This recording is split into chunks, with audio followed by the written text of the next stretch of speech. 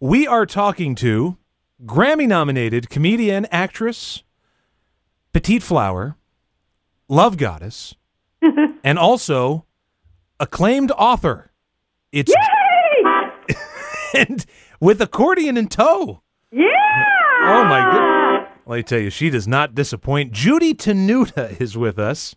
Oh, how are you, David? We love music. Let's do, party. The world is going mental. You're getting kind of moody. It's time to listen to me, the goddess Judy, 'cause I'm the queen of love and the princess of romance. Shake it up and party in your pants. Yeah, party in your pants. Yeah. Polka. Well, now, we actually have a polka show here.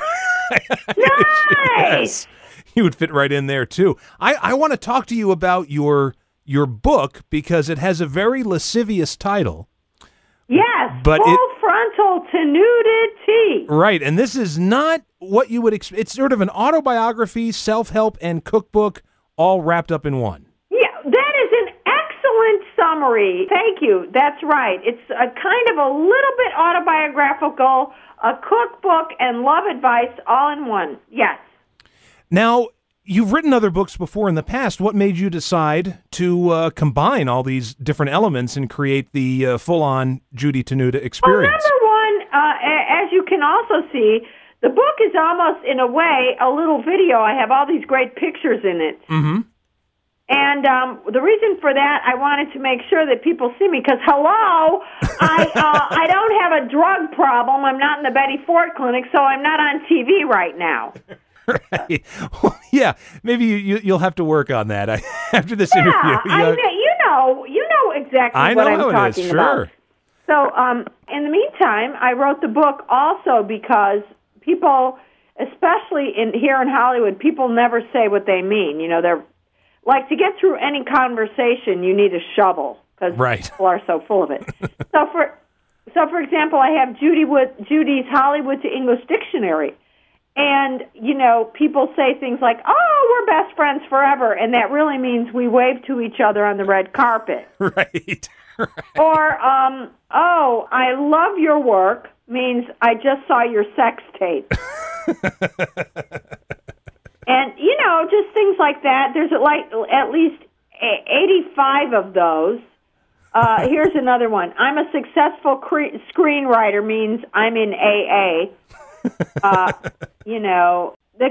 This is a guy, my divorce is almost final. Yeah, that means he's married and broke. Right.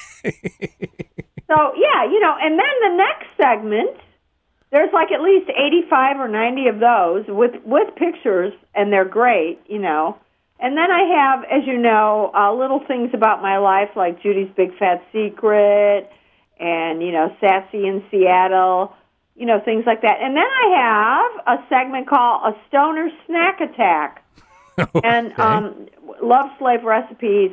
So I have, I'm not really a cook, but I know a lot of people every day need a snack at about 3 o'clock. Oh, this is right up my alley then. Yeah, I have to have well, see, I'm a snacker anyway, so that's how I came up with this.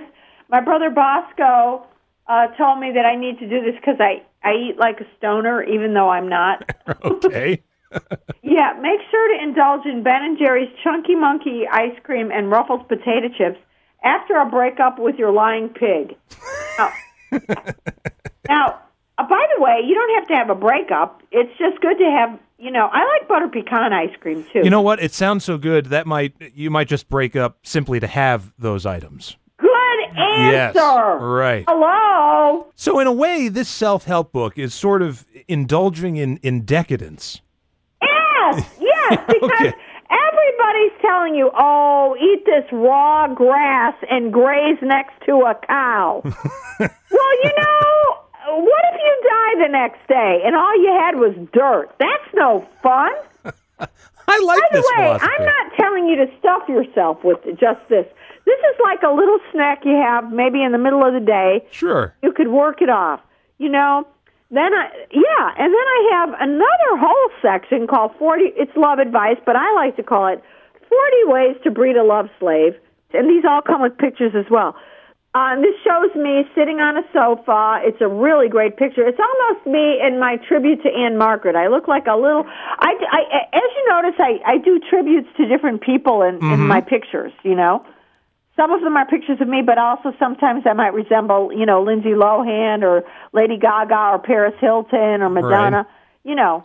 Anyway, so they're a lot of fun. This one says, never sleep with a guy on the first date unless he's Hugh Jackman or Ryan Reynolds. A man has to be teased into pursuing you, no matter how horny you are for him. Do not submit, or you will just be a notch on his belt. My friend Trina was always bringing guys over to her place for an after-dinner drink, which turned into a makeout session on her chase lounge.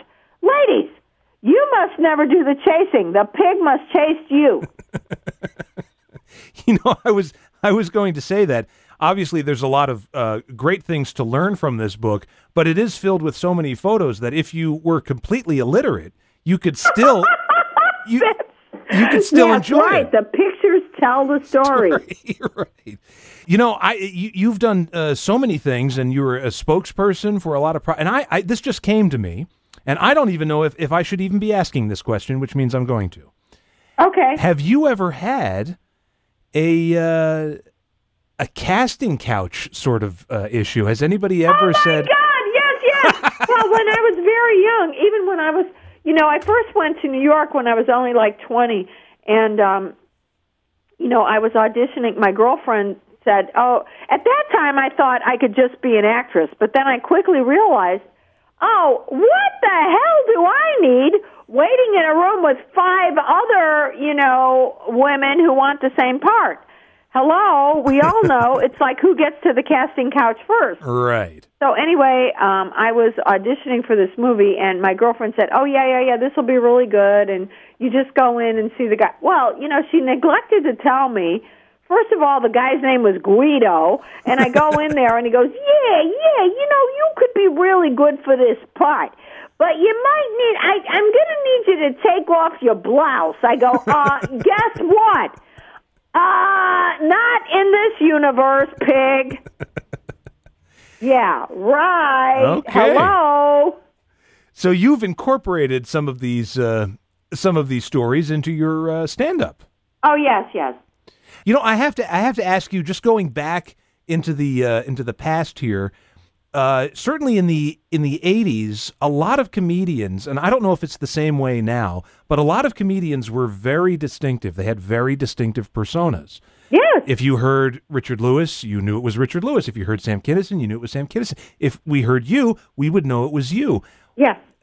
Was this something that was just in the air? Was it the zeitgeist at the time? I mean, how did this... No, I don't know how to explain. Yes, it was called the golden age of character comedy, I would say. And, I came up with a lot of people, just like you said, Sam Kinison, and before me was Jay Leno, who is, I think, hilarious. Mm-hmm. Anyway, and even though he may not be like an over-the-top character, he's still sort of a, you know what I mean? Right. Hey, I'm your buddy with all the news guy, you know? Right. Steve Martin, oh my God! Steve Martin might have been the inspiration. He was just before the golden age, and he was a character, so he was a personality, and that might have inspired it. I don't know, but before him, as you know, George Carlin. Sure. George Carlin was he was a great interpreter of the language. But, he was also a character, too, in a way. But he kind of was a chameleon as well. So, yes, there were a lot of characters. Pee Wee Herman. Sure. Pee Wee Herman was a little bit before me, too. But, he was fantastic. Well, it's interesting because and I don't know if it's the same way today, and maybe you would have advice for young comedians, but it seems like... Yeah, quit! There's too many! Damn it! It seems like the ones that stand out obviously have very, very distinct personas, and it's been that way since the 40s with Jack Benny, and maybe Bob Hope was sort of a precursor to Jay Leno in that way.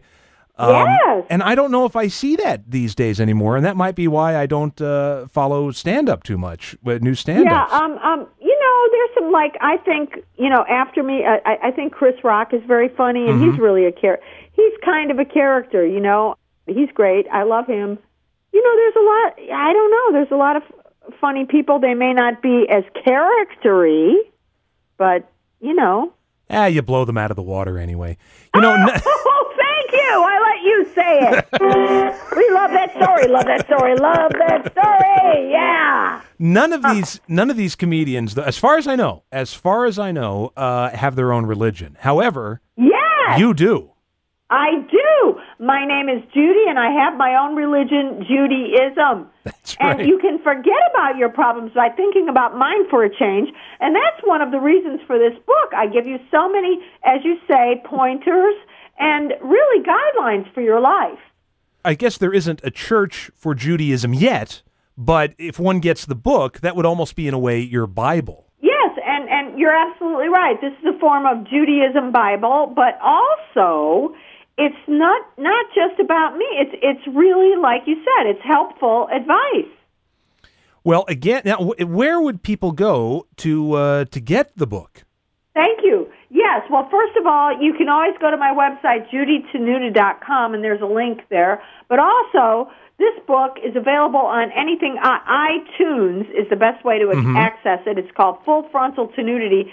Just look for Judy Tenuta on iTunes, Full Frontal Tenudity. And you can download it on your iPad eventually, or anything phone. Right. But yes, you can get it on iTunes. And then in the next month, we're hoping we want to have printed versions of it. Well, yeah, because it's good for the elderly people who don't have the iPhones and the iPads. That. This is like a great picture book. Oh yeah, almost isn't it, David? It's a combination help book, cookbook, and really coffee table book as well. But it's all the pictures tell a story. Yes. Well, I would say it's a combination self-help, autobiography, cookbook, and pinup magazine. If you want to be honest. Pinup magazine. Thank you for saying that, because let me just tell you, I wanted to do a calendar, and nobody was up, because people don't want to know what time it is.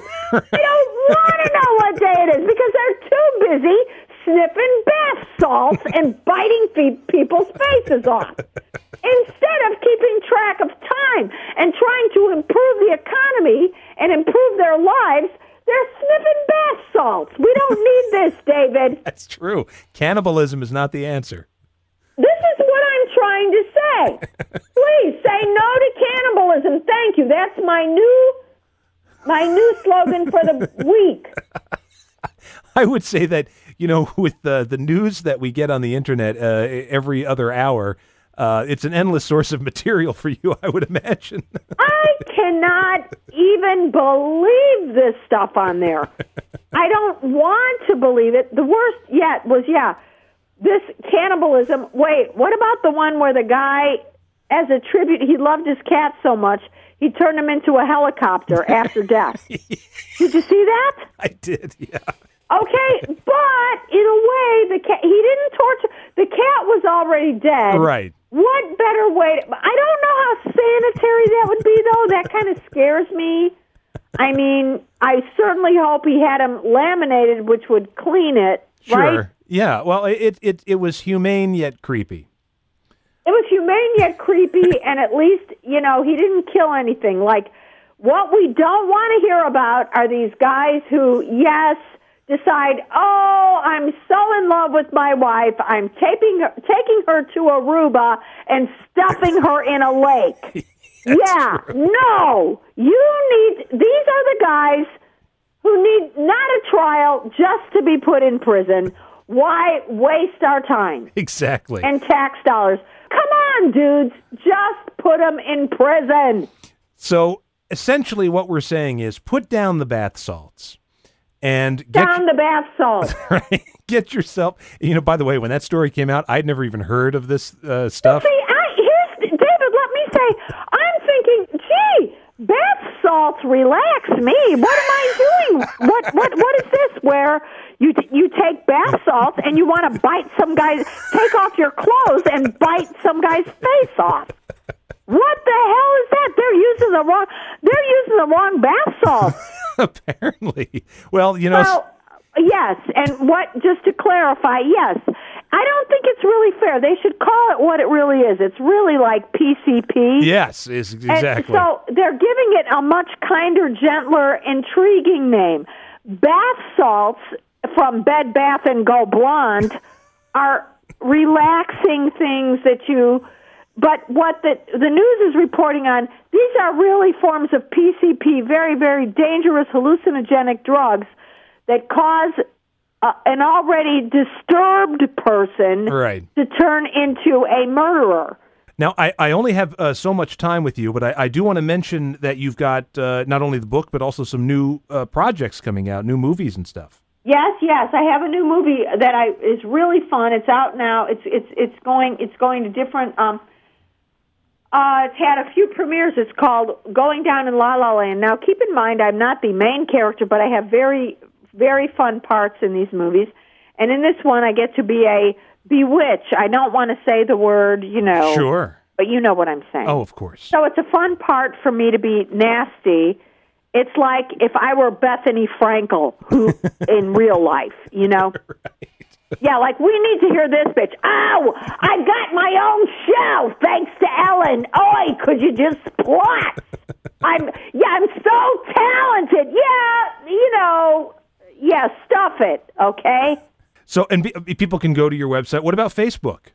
Yes, I'm on Facebook, and you can, the best thing is go to my website, judytenuta.com, and you'll see everything. I'm also Twitter at Judy Tenuta, but I'm learning to tweet. Please be patient with me because I'm not a flippin' bird. Yeah. So I'm trying, I don't know about you, David. You're probably very proficient at that.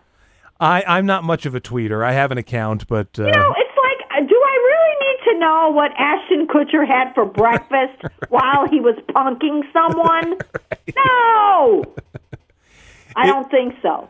So anyway... Yeah. So we can follow you there. The book, again, Full Frontal Tenudity, and again, a great book, loaded with photos. If reading's not your thing, there's plenty of photos to look at. But there's a lot to read, too. Oh, of course. Yes, thank you. I love what you said, even if you're completely illiterate, so that would include 2/3 of America, they would just appreciate the pictures. Now, the more literate people, like in China and India, and where they have to learn how to read and do math, right? So they might appreciate them. But yes, they can learn from this. Right. Everybody can learn from this book. Yes. Well, thank you so much for David! taking the time. All right. And once again, Full Frontal Tenudity is the book. Judy Tenuta was my guest. There she goes with her accordion. The Love Goddess. Now, I think I'm officially a love slave.